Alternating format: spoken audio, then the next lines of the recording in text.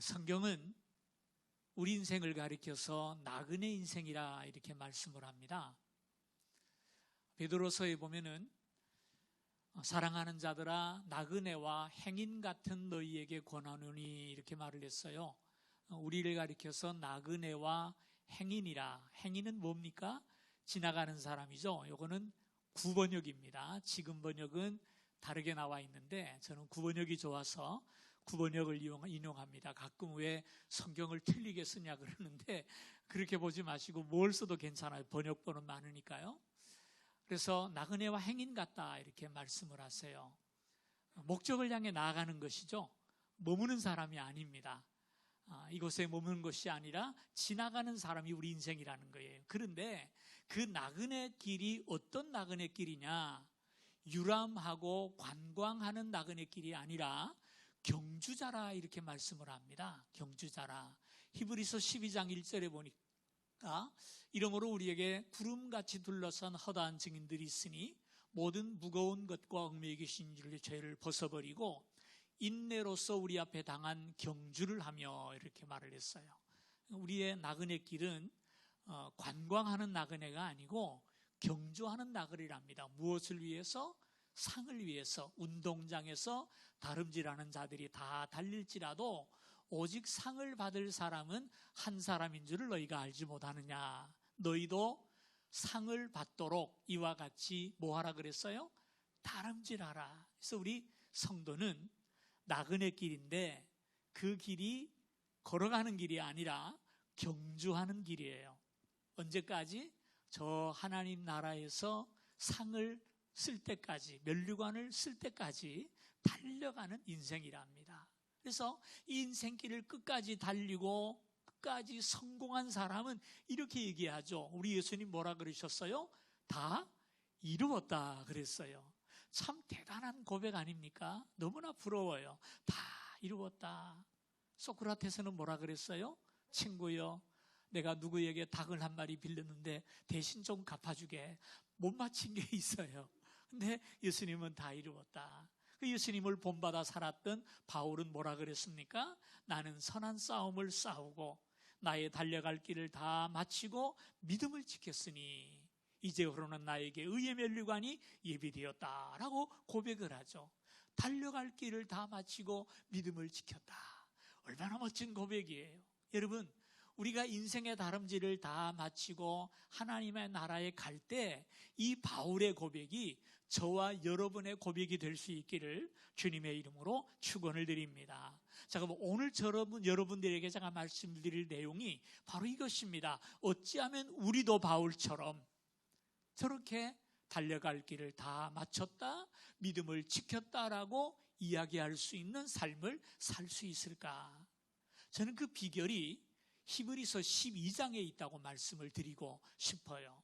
이 히브리서 12장을 보면 이 경주를 무사히 마치고 하나님의 시상대 앞에 설 수 있는 방법이 무엇인지를 우리에게 가르쳐 줍니다. 그 길이 뭐냐? 두 가지인데요. 먼저는 우리가 지난번에 보았던 3절에서 13절 말씀, 그 말씀을 보면 하나님께서 우리를 도와주시는 도움이 있다, 선물이 있다고 말씀을 해요. 그 선물이 뭐냐?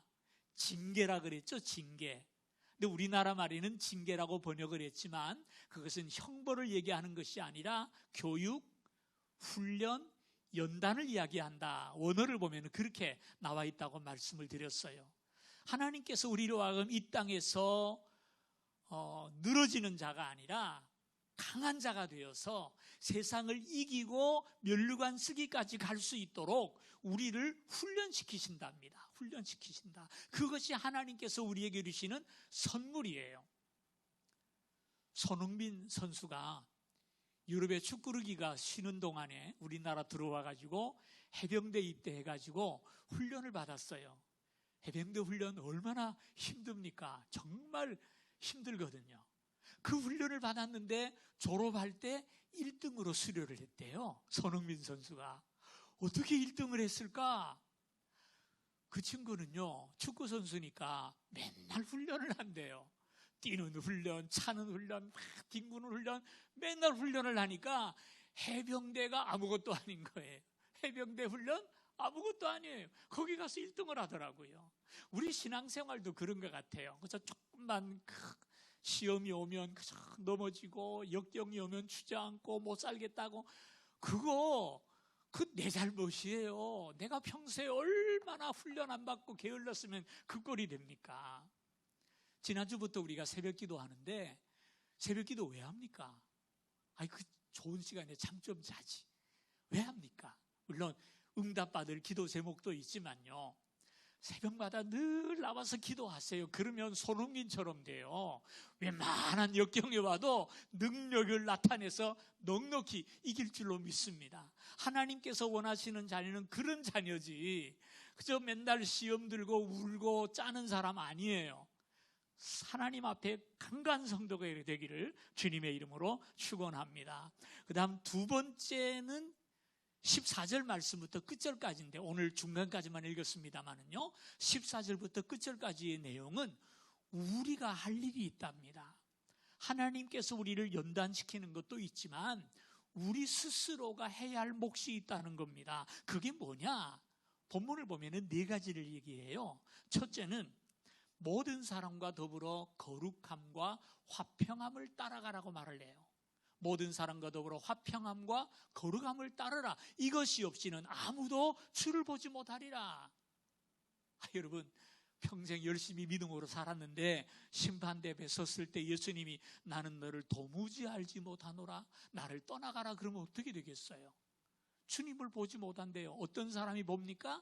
화평함과 거룩함을 따르는 자가 본대요. 따른다라는 말은 추구하다, 쫓아간다는 거예요. 마치 사냥꾼이 사냥감을 쫓아가기 위해서 발자국도 보고 대변도 이렇게 보면서 뒤를 추격하다 결국은 그 사냥감을 향해서 화살을 쏘듯이 추격하라는 거예요. 우리 그리스도인은 이 땅을 대충 살 것이 아니라 추격하듯이 따라가야 될 것이 있어요. 그게 뭐냐? 거룩함과 화평함입니다. 특별히 거룩함이라는 말은 구별됐다라는 말입니다. 좀 달라야 된다는 말이에요. 우리 그리스도인들은 세상 사람과 뭐가 좀 달라도 달라야 됩니다. 거룩해야 합니다. 정직해야 합니다. 솔직해야 합니다. 이 땅이 우리에게 요구하는 것이 그거 아닙니까? 오늘 우리 그리스도인들이 왜 세상에서 불신을 당하다 못해 조롱까지 당합니까? 지난해나 다른 게 뭔데 잘난 척하냐? 그것 때문이잖아요. 그리스도인이 잘못했습니까? 죄 지은 거 아니에요. 너하고 나하고 다른 게 뭐냐? 그게 지금 우리 그리스도인들이 당하는 도전이에요. 무엇 때문입니까? 다르지 않기 때문이에요. 우리는 거룩함에 있어서, 의로움에 있어서 세상과 분명히 달라야 합니다. 이것이 우리가 추구해야 될 목표란 말이에요. 돈 한 푼 좀 못 벌더라도 거룩해야 합니다. 의로워야 합니다. 정직해야 합니다. 그런데 그와 동시에 화평함을 이루라 그랬죠. 화평함은 뭡니까? 화목한 거죠, 그죠? 어울리는 사람이 돼야 돼요. 어디를 가나 지 잘났다고 혼자 삐죽대는 것이 아니라 함께 어울리는 자가 되라 그랬어요. 전도서 이 보면 이런 말씀이 있어요. 지나치게 의인이 되지도 말며 지나치게 지혜자도 되지 말라. 이게 무슨 말입니까? 의인 되지 말라는 얘기예요? 아니에요. 시쳇말로 똥별나게 놀지 말라라는 말이에요. 그리스도인들이 모여 살다 보면 또 세상에서도 마찬가지입니다만은요, 지나치게 의로운 사람이 있어요. 의롭지 말라는 얘기가 아니라 지나치지 말란 말이에요. 예? 그저 편안하게 지금 잘 가고 있는데 더 좋은 것 찾고 더 바른 것 찾고 그렇게 튀어나가지고 화평함을 깨뜨리지 말라는 겁니다. 그리스도인은 세상에 살잖아요. 함께 어울릴 줄 알아야 돼요. 고린도서에 이런 말씀이 있어요. 그 다음 말씀요. 이 말은 이 세상에 음행하는 자들이나 탐하는 자들이나 속여 빼앗는 자들이나 우상 숭배하는 자들, 이 땅의 사람들을 도무지 사귀지 말라는 것이 아니니 만일 그러려면 너희가 세상 밖으로 나가야 되리라. 세상 밖에 떠나기 전에는, 이 말은 무슨 얘기냐면 그리스도인들이 의롭게 살겠다고, 거룩하게 살겠다고 머리 깎고 목탁 들고 절로 들어가지 말라는 얘기예요. 이 세상 속에서 거룩해 해야 한다는 거예요. 세상 사람과 어울리면서 그들을 변화시키면서 거룩함을 추구해야 된다는 거예요. 쉽겠어요? 어렵겠어요? 어려워요. 왜? 화평함과 거룩함은 반대되는 것 같아요. 근데 이걸 이루래요. 예수님도 그러셨잖아요. 너희는 세상의 빛이요 소금이라 이랬어요. 이 둘은 참 묘합니다. 빛은요 어두움과 절대로 섞이지 않습니다. 빛이 비치면 어둠은 사라지게 돼 있지 함께 공존할 수 없는 거예요. 근데 소금은 어때요? 혼자 떨어져 있으면 아무 맛이 없어요. 속에 들어가서 녹아져야 되잖아요. 주님이 우리에게 요구하는 게 그거예요. 세상 속에서 화평함을 이루면서 그 속에서 거룩함을 잃지 말라. 그래야 세상을 선도하고 세상을 거룩하게 만드는 것이지 다 녹아서 썩어버리면 아무 의미 없죠. 빛을 잃어버리면 안 돼요. 그러나 빛만 자랑하고 소금되지 아니하면 의미 없다라는 말이에요. 그래서 우리 그리스도인들은 이 거룩함과 화평함을 이루라 이렇게 말씀을 합니다. 이 거룩함은요 우리 그리스도인의 능력이에요. 그리스도인의 능력이 뭡니까? 돈 잘 버는 겁니까? 복 받는 겁니까? 병 고치는 능력입니까? 성전 잘 짓는 겁니까? 아니요.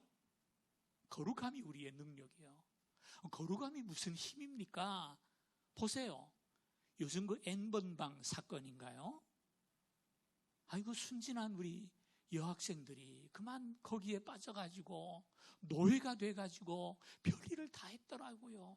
너무너무 안타까워요. 근데 왜 그렇게 됐습니까? 어디서부터 그렇게 됐습니까?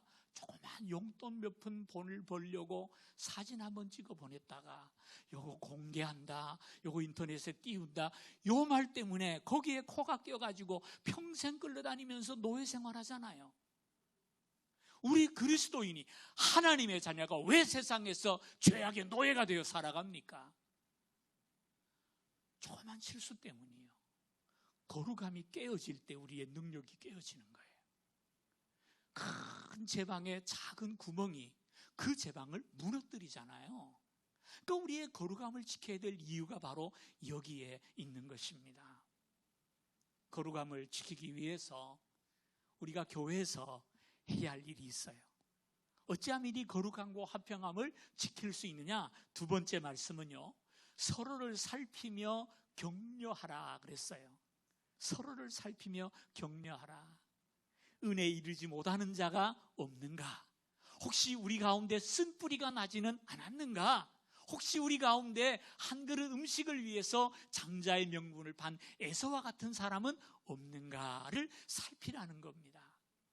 은혜에 이르지 못하는 자가 없도록 하라는 말이 무슨 말입니까? 나 혼자 기도하고 나 혼자 은혜 받고 나 혼자 믿음 생활 잘하라는 게 아니라 내 주변에 은혜 받지 못하는 분이 없는가? 신앙이 어린 성도가 없는가? 시험 당하는 분은 없는가? 우리가 잘 살피면서 그들을 은혜로 이끌어 주라는 말이에요. 예? 금요 기도에 나올 때 혼자 나오지 말고 아이고 아무개 집사님 요즘 기도 제목이 있는데 집사님 좀 같이 가서 기도해, 나도 기도해 줄게, 같이 모시고 나오고, 그죠? 은혜 받는 기회가 있을 때 이런 기회를 놓치면 평생 손해보는 거야. 빨리 따라가, 나와 같이 가. 그래서 같이 데리고 나와서 우리 가운데 은혜에 이르지 못하는 자가 없도록 하라는 거예요.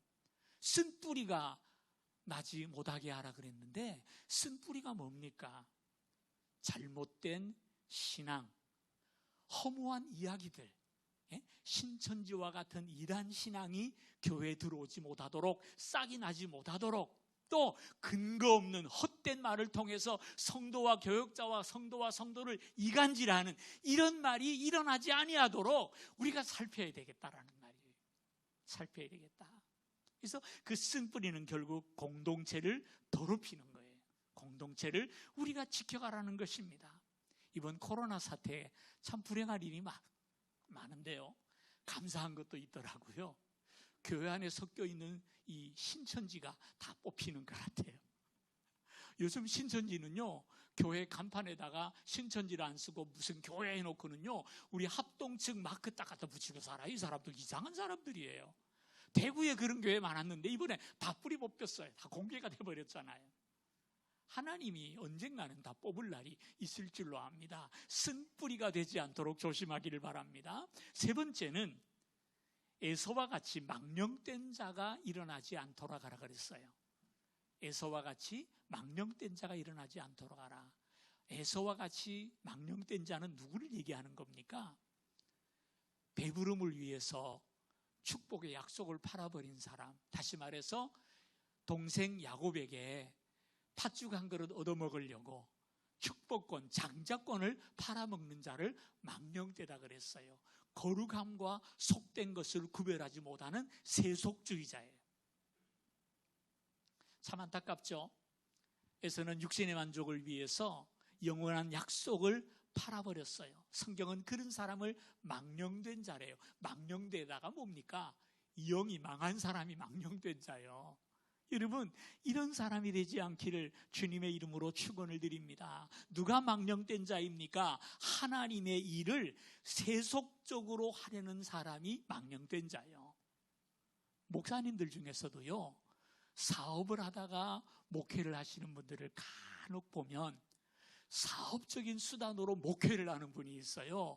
잘 되는 것처럼 보여요. 그러나 그 망하는 길이에요. 하나님의 일은 하나님의 방식으로 하는 거예요. 하나님의 일은 머리로 하는 게 아니라 무릎으로 하는 거예요. 꿇어야 돼요. 기도해야 돼요. 거기에 하나님의 능력이 함께할 줄로 믿으시기를 바랍니다. 우리가 이처럼 하나님의 방법이 그러면 뭐냐? 그걸 알기 위해서 해야 될 것이 세 번째, 하나님의 말씀에 대한 경청입니다. 하나님의 말씀에 대한 경청. 하나님의 길이 무엇인지, 하나님의 방법이 알기 위해서 우리는 말씀을 관찰하고 그 말씀을 기억해야 한다라는 말입니다. 보세요. 마라톤 경주자가 마라톤 코스를 42km를 달려가는데 그 코스를 한 번쯤은 달려보고 알아야 달려가지. 생판 모르는 길을 42km 어떻게 갑니까? 가다가 딴 길로 갈 수 있죠. 마라톤 선수가 받는 유혹이요, 이렇게 가다 보면 이렇게 빙 돌아가는 길이 있는데 선이 쭉 이렇게 돌아서 그려져 있대요. 그러면은 이리로 돌아가야 되는데 그 짧은 길인데도 질러가고 싶은 거예요. 질러가고 싶어. 이러면 빠를 것 같고 쉬울 것 같아. 근데 그리 갔다가는 어떻게 됩니까? 실격이요. 41km 달렸는데 마지막 1km에서 선을 벗어나면 실격이란 말이에요. 우리 인생이 그래요. 하나님 앞에 설 때 내가 너를 알지 못하노니 왜 그래요? 우리가 다른 길을 걸었기 때문이거든요. 그래서 우리는 하나님의 말씀을 경청해야 합니다. 우리는 우리가 누리는 자유를 위해서 하나님의 기준, 하나님의 말씀을 고치려고 드는 경향이 있는 것 같아요. 하나님의 기준을 내 기준으로 자꾸 낮추려고 그래요. 하나님은 이렇게 말씀하시는데 에이, 하나님 다들 이렇게 살아요. 그 길로 가더라는 말이에요. 그것은 실격이에요. 그래서 그렇지 않기 위해서 우리는 어떻게 하라고요? 말씀을 경청해야 돼요. 말씀을 지켜야 돼요. 율법의 말씀은 권위적이에요. 우리의 행동을 통제해요. 그러나 복음의 말씀은 우리의 내면과 관계가 있어요. 율법의 말씀은 살인하지 말라, 안 죽이면 돼요. 간음하지 말라, 안 하면 돼요. 근데 예수님 뭐라 그랬어요? 형제를 미워하는 자마다 이미 살인한 자요, 여자를 보고 음욕을 품는 자마다 이미 간음하였느니라 그랬어요. 어이구, 권위적이지 않지만요, 더 심각해 예수님 말씀이. 그래서 말씀을 어디에 새겨야 됩니까? 마음판에 새겨야 돼요. 내 양심에 새겨야 돼요. 그래서 그것을 지키자 아니하면 이 믿음의 경주에서 승리할 수 없는 것입니다. 그러기 위해서 꼭 필요한 게 있어요. 이 모든 세 가지를 다 가능하게 하는 것이 뭔지 아세요? 네 번째인데요, 은혜를 받으라고 말씀을 합니다. 그러므로 우리가 흔들리지 않는 나라를 받았은즉 은혜를 받자 그랬어요. 은혜를 받자. 이로 말미암아, 은혜를 받음으로 말미암아 경건함과 두려움으로 하나님을 기쁘게 섬길 수 있는 거예요. 은혜 아니면 살아갈 수가 없네. 우리 찬송 부릅니다마는요, 은혜를 입어야 돼요. 그 은혜가 뭡니까? 은혜가 뭐죠? 하나님께서 우리에게 주시는 모든 것이 사실은 은혜죠.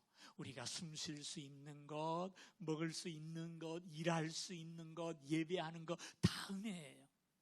우리가 감사할 수 있는 마음, 은혜를 사모하는 마음, 헌신의 마음, 내 믿음의 확신, 하나님에 대한 신뢰, 이거 하나님의 은혜예요. 은혜 받지 아니하면 하나님 믿을 수 없고요. 은혜 받지 않은 사람이 감사할 수 있겠습니까? 없는 거예요. 그래서 우리가 하나님의 은혜를 받아야 돼요. 하나님의 은혜를 받아야 돼요. 하나님이 세상을 주관하세요. 하나님이 높이기도 하고 낮추기도 하시고요. 하나님이 모든 것을 우리에게 주세요. 그래서 은혜 받는 게 우리에게는 첫째예요. 여러분 보세요. 내 자녀 대학 좋은 데 가게 하려고 먹이고 입히고 비싼 학원에 다 보내는데 내 마음대로 됩니까? 안 되잖아요. 내 마음대로가 아니라 하나님께서 이끌어 가시는 거예요. 이삭은 야곱보다는 에서가 잘 되기를 원했어요. 에서에게 복을 주려고 하는데 막상 주려고 하니까 야곱이란 놈이 들어와가지고 받아가지고 튀네요. 그거 내가 한 거 아니요. 하나님이 야곱을 사랑하시니까 내가 에서는 미워하고 내가 야곱은 사랑하였노라. 그게 야곱이 맞잖아요. 요셉은 어때요? 두 아들이 있었죠. 므낫세와 에브라임이 있었어요. 야곱이 나이 많아 들고 죽게 되니까 죽기 전에 우리 아들들 복받게 해야 되겠다. 그래서 이 므낫세와 에브라임을 데리고 와가지고 야곱에게 찾아와서 요셉이 아버지 우리 두 아들 좀 축복해 주세요. 그래 이리 와라 나 해줄게. 그래서 이 요셉의 생각은요. 큰아들이 므낫세니까 므낫세가 오른쪽에서 손을 축복을 받고 에브라임은 왼쪽에서 받게 해야 되겠다. 그래서 야곱의 오른쪽 손에다가 므낫세를 밀어넣고 야곱의 왼쪽 손에다가 에브라임을 밀어넣었어요. 근데 이 야곱이 축복하면서 어떻게 했냐면 이러고 축복했네요. 뒤집어져 버렸어요. 바뀌었어요. 누가 하신 겁니까? 하나님이 바꾸시더라니까요. 은혜 받는 게 중요하고 은혜 받는 게 먼저예요. 내 마음대로 인생이 안 되더라고요. 그렇다면 누가 은혜를 받죠? 하나님은 은혜 주실 자를 찾는다 그랬어요. 아무나 그냥 다 던져주는 게 아니고요. 은혜 주실 자를 하나님은 찾으신대요. 나는 은혜 베풀 자에게 은혜를 베풀고 긍휼히 여길 자에게 긍휼을 베푸느니라. 출애굽기 33장 19절의 말씀이에요. 하나님께서 은혜를 주시는 자가 있어요. 내가 에서는 미워하였고 야곱은 사랑하였다. 노아가 은혜를 받으니까 홍수에서 구원을 받잖아요. 마리아가 은혜를 받으니까 예수를 메시아를 입대하는 축복을 누리지 않습니까? 누가 이 은혜를 받습니까? 첫째는요, 은혜를 받으려면 은혜를 소중히 여길 줄을 알아야 돼요. 은혜를 사모하는 마음이 있어야 돼요. 술 맛을 한번 본 사람, 술에 길들여 있는 사람은요, 그 잔에 남은 한 방울이 아까워가지고 쪽쪽 빨더라고요, 보니까. 그렇잖아요. 도박에 빠진 사람 보니까요, 돈만 생기면 갖다 바쳐요. 맨날 못 따면서, 맨날 잃으면서 왜 그렇게 가는지 모르겠어요. 기도의 맛을 본 사람은 기도에 빠질 줄로 믿습니다. 처칠이요, 2차 대전 때 영국군 30만 명이 독일군 포위망에 갇혔어요. 30만 명이 죽게 생겼다니까요, 지금. 어떻게 해야 됩니까? 어떻게 그 30만 명을 구합니까? 완전 포위가 됐는데. 하나님 앞에 기도합니다. 온 나라 백성들에게 방송을 합니다. 여러분, 우리 영국 30만 명이 지금 갇혀 있습니다. 저들을 살려달라고 하나님께 기도합시다. 8일 동안을 열심히 기도했더니요, 하나님께서 잘 안개를 뿌리시는데 앞이 보이지 않을 정도로 안개가 짙어지는 거예요. 그 틈에 영국군이 다 빠져나와서 살게 됐어요. 여기서 처칠이 기도의 맛을 봤어요. 그래서 평생 기도하며 살았답니다. 싸움에 길들인 사람은요, 싸움부터 하려고 그래요. 거짓말에 길들여진 사람은 거짓말하면서도 전혀 죄책감을 느끼지를 못해요. 그러나 기도에 길들인 사람은 기도하게 되고요, 말씀에 길들인 사람은 하나님의 말씀에서 답을 찾으려 하지 않겠습니까? 누가 하나님의 복을 누리겠습니까? 누가 하나님의 은혜를 누리겠습니까? 하나님을 사랑하고 내 계명을 지키는 자에게 천대까지 은혜를 베푸신다 그랬어요. 그래서 우리 성도는 하나님이 주시는 것으로 잘 되려는 생각을 해요. 은혜로 살 생각을 해야 돼요. 축구 선수는 그라운드에서 살아야 되고요, 학생은 도서관에서 살아야 된다면 우리 성도는 은혜 가운데 살아야 할 줄로 믿으시면 아멘 하십시다. 은혜 가운데 살기 위해서는 두 번째는 합당한 자세가 필요합니다. 은혜 받는 자세가 있어야 돼요. 이 가게 하는 분들 얘기를 들어보니까요, 손님이 가게 들어와서 한 바퀴 삥 도는 것만 딱 보면 이 사람 살 사람이다, 안 살 사람이다, 이 사람은 싸구려 살 사람이다, 비싼 거 살 사람이다, 금방 안다 그러더라고요. 장사를 해보면 안 돼요. 여러분, 식당 가도 그렇잖아요. 식당 갔을 때 맛이 좋든지 뭐 분위기가 좀 쌈박하든지 아니면 주인이 좀 친절하든지 세 개 중에 하나는 돼야 그래도 또 갈 마음이 생기지. 아무것도 없는데 가겠습니까? 아이고, 이 집 틀렸다. 다시는 안 가지 않겠습니까? 마찬가지요. 하나님의 말씀에 은혜를 사모하는지 안 하는지 하나님이 아시겠습니까? 모르시겠습니까? 좀 죄송하지만 설교하는 저 자신도 설교 듣는 여러분 표정을 보면 이분이 은혜 받는구나, 이분이 딴 생각을 금방 알아요. 하나님이 모르시겠어요? 누구에게 은혜를 주시겠습니까? 일하려면 작업복을 입어야지 넥타이 매고 흰 와이셔츠 입고 어떻게 일을 하겠어요? 은혜 받는데도 자세가 중요한 거예요. 자세가. 어떤 사람이 예수님을 찾아와서 내가 예수님을 따르겠습니다. 예수님 거절하셨어요. 새는 보금자리가 있고 여우는 머리 둘 곳이 자기 굴이 있는데 인자는 머리 둘 곳도 없다. 무슨 얘기예요? 가라는 거예요. 너 같은 애는. 보니까 아니에요. 싹시 없어. 근데 베드로에게 나를 따라오너라 그랬더니 아비와 부친과 함께 배를 버려두고 주님을 따르니라. 은혜 받잖아요. 자세가 필요한 것 같아요. 세 번째는 은혜를 받기 위한 가장 중요한 건데요, 오직 예수 신앙이에요. 오직 예수 신앙. 여러분, 왜 교회에 나오세요? 너무 어려워서. 병이 들어서 나오세요? 예, 좋아요. 나오셔서 기도하시고 고침받고 복 받으시기를 바랍니다. 근데 그런 분들은요, 복 받으면 떠날지도 몰라요. 고침받으면 예수님 몰라 할지도 몰라요. 신앙의 이유는 오직 예수가 되어야 할 줄로 믿습니다. 지금 열심히 섬기는 것 같지만 더 좋은 일이 있으면 금방 떠나는 사람들이 있어요.